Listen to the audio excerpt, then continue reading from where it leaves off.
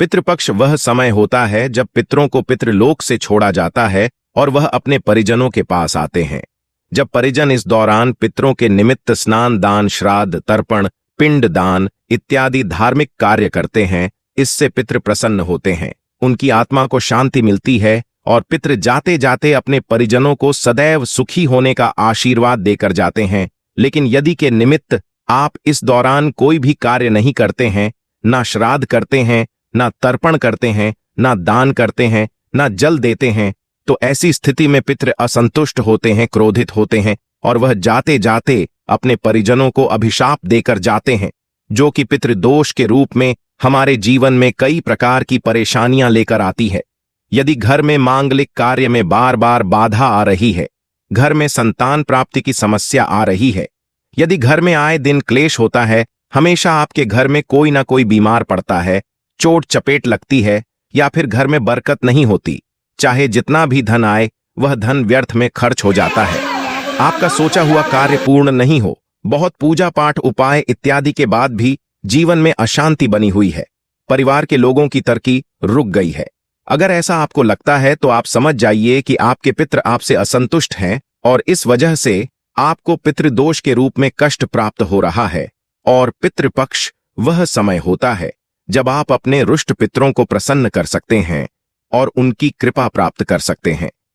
यदि आप बहुत ज्यादा पूजा पाठ करते हैं लेकिन आपके पितृ आपसे रुष्ट है, तो देवी देवताओं की भी कृपा आपको पूर्ण रूप से प्राप्त नहीं हो पाती है।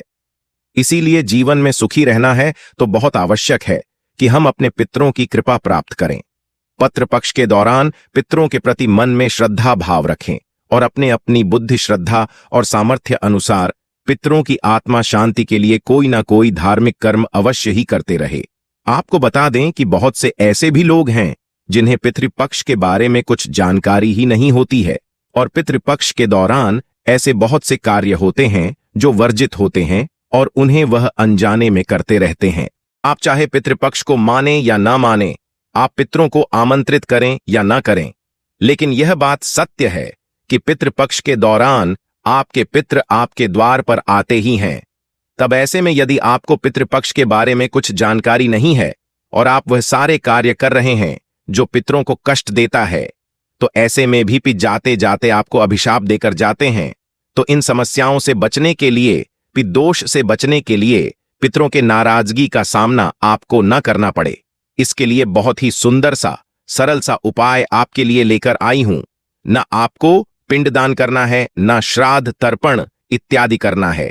एक छोटा सोपा यदि आप पितृपक्ष के दौरान श्रद्धा भाव से पितरों को याद करके कर लेते हैं तो इससे आपके पितृ प्रसन्न होते हैं और तृप्त होते हैं। और जब पितृ प्रसन्न होते हैं तो आपको पता है कि आपके जीवन में चल रही कई प्रकार की समस्याएं अपने आप समाप्त हो जाती हैं पितरों के आशीर्वाद से। तो चलिए जानते हैं कि पितृपक्ष में आपको करना क्या है। इस उपाय को आपको पितृपक्ष वाले दिन, पहले दिन जो पहला श्राद्ध होता है, उस दिन से आरंभ करके सर्वपितृ अमावस्या के दिन तक करना है। मान लीजिए आप किसी कारणवश घर में नहीं हैं, बाहर जा रहे हैं, तो आपकी अनुपस्थिति में घर का अन्य सदस्य भी यह कार्य को कर सकता है। इस उपाय को घर में ही करना है, कहीं और जाने की आपको आवश्यकता नहीं है। केवल एक लोटा जल ले लीजिएगा। अब इस जल में आप थोड़ा सा गंगा जल डाल दें।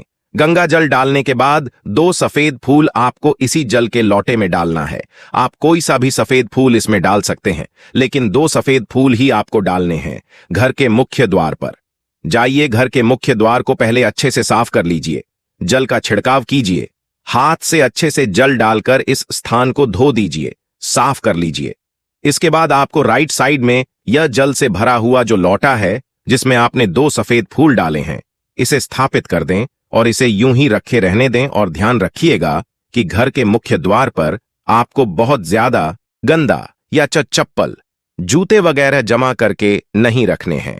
घर के मुख्य द्वार को वैसे भी प्रतिदिन भी आप केवल पितृपक्ष में नहीं, प्रतिदिन भी आपको साफ सुथरा रखना चाहिए। और वैसे भी पितृपक्ष के दौरान पितृ घर के मुख्य द्वार के पास ही अपना भाग लेने के लिए खड़े होते हैं, तो साफ सफाई का ध्यान रखिएगा।